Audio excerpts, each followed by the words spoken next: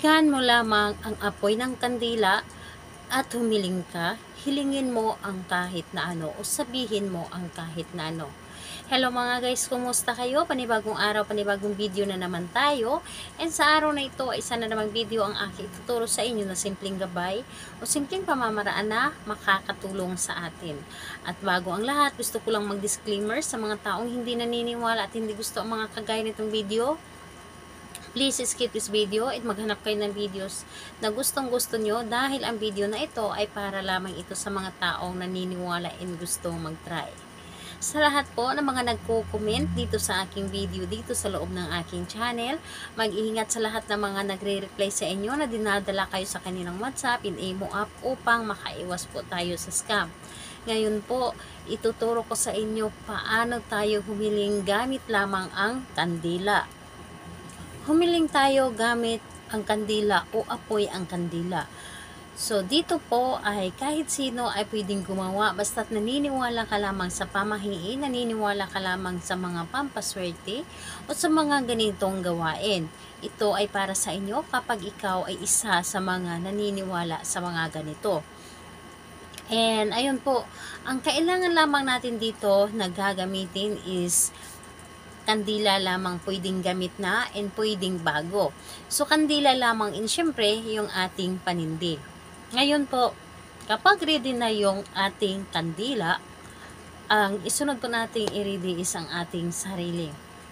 Kailangan na siguraduhin natin sa ating sarili na gustong-gusto natin itong gawin, na alam natin sa ating sarili na ito ay makakatulong sa inyo at dapat hinding-hindi ka po nagdududa sa isang ritual na inyong gagawin and kailangan na mag-isa ka lamang na gumawa nito. And the best mo itong gawin dapat po ay sa gabi.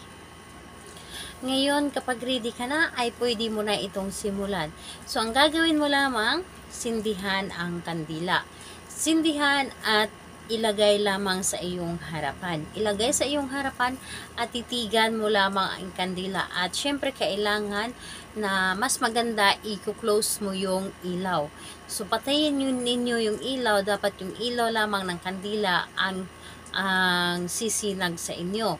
And ayun po, titigan nyo lamang ang kandila at humiling kayo. Halimbawa, hilingin ninyo about financial, hilingin ninyo about sa inyong pag-ibig. So, hilingin ninyo dito lahat-lahat. Halimbawa na lamang ay sabihin mo dito na sa pamamagitan ng apoy ng kandilang ito, lahat ng pinapangarap ko ay matutupad. Hinding-hindi ako mauubusan ng pera kailanman at kailanman ay lagi akong swertihin or dadagsain ng customer ang aking mga negosyo or mga paninda. Lagi akong swertihin sa pag-ibig. Kumbaga lahat-lahat na ay hilingin mo dito. Dapat po ay nakatutok ka lamang o nakatitig ka lamang sa apoy ng kandila habang sinasabi mo ito.